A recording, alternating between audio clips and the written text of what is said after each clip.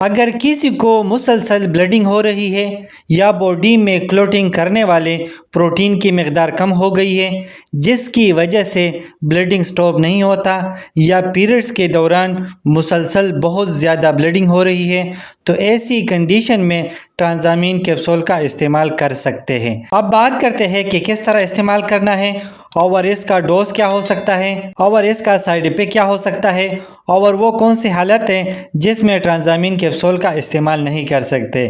Complete review جانیں اس video میں۔ السلام علیکم ویور، بات کروں گا ٹرانزامین کیپسول کے بارے میں اور اس کے استعمال کے بارے میں۔ اور ٹرانزامین کیپسول ہلٹن فارما کمپنی کا پروڈکٹ ہے اور مارکیٹ سے 250 mg اور 500 mg بآسانی مل سکتا ہے۔ اب بات کرتے ہیں استعمال کے بارے میں۔ اگر کسی کو ہیموپیلیا ہو، یہ ایسی کنڈیشن ہے جس میں آپ کی باڈی کے اندر بلڈ کلوٹنگ پروٹین کی کمی ہوتی ہے، مطلب آپ کی باڈی میں ایسے پروٹین کی کمی ہوتی ہے جو کہ آپ کی باڈی میں بلڈ جمنے میں مدد کرتے ہیں، اور جب بھی اس پروٹین کی کمی ہوتی ہے تو ہماری بلڈ میں کلوٹنگ نہیں ہوتی، جیسا کہ دانت سے بلڈ آنا، اور اس کے علاوہ نوز سے بلڈ آنا، اور اس کے علاوہ اگر زخم ہو جاتی ہے تو تب بھی بلڈ نہیں روکتا، اور جب نارمل بلیڈنگ ہوتی ہے تو وہ تھوڑی دیر بعد خود بہت ٹھیک ہو جاتی ہے، لیکن اس کنڈیشن میں ٹھیک نہیں ہوتی۔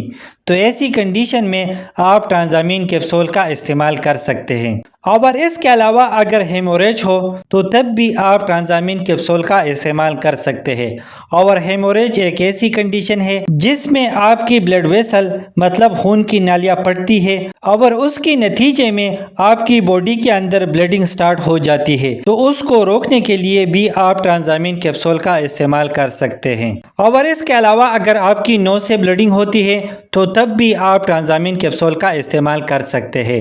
اور اس کے علاوہ اگر گیسٹرو انٹسٹائنل ہیموریج ہو تو تب بھی ٹرانزامین کیپسول کا استعمال کیا جاتا ہے۔ اور اس کے علاوہ اگر پیریڈز کے دوران بہت زیادہ بلیڈنگ ہو رہی ہے یا پھر 7 دن گزرنے کے باوجود بھی بلیڈنگ ہو رہی ہے تو تب بھی آپ ٹرانزامین کیپسول کا استعمال کر سکتے ہیں۔ اب بات کرتے ہیں سائیڈ افیکٹ کے بارے میں کہ ٹرانزامین کیپسول استعمال کرنے سے کیا کیا نقصانات ہو سکتا ہے۔ تو گردے خراب ہو سکتا ہے، اور اس کے علاوہ مسل پین ہو سکتا ہے، اور اس کے علاوہ وومیٹنگ ہو سکتا ہے، اور اس کے علاوہ ڈائریا ہو سکتا ہے۔ اب بات کرتے ہیں ڈوزیج یعنی طریقہ استعمال کے بارے میں۔ تو دن میں 1 یا 2 کیپسول استعمال کر سکتے ہیں، لیکن بہتر یہ ہوگا کہ ڈاکٹر کی ہدایت کے مطابق استعمال کریں۔ اب بات کرتے ہیں کنٹرا انڈیکیشن کے بارے میں کہ وہ کون سی حالت ہے جس میں ٹرانزامین کیپسول کا استعمال نہیں کر سکتے۔ اگر کسی کو الرجی ہو تو ایسی کنڈیشن میں ٹرانزامین کیپسول کا استعمال نہ کریں۔ تو امید کرتا ہوں کہ کچھ نیا سیکھنے کو ملا ہوگا۔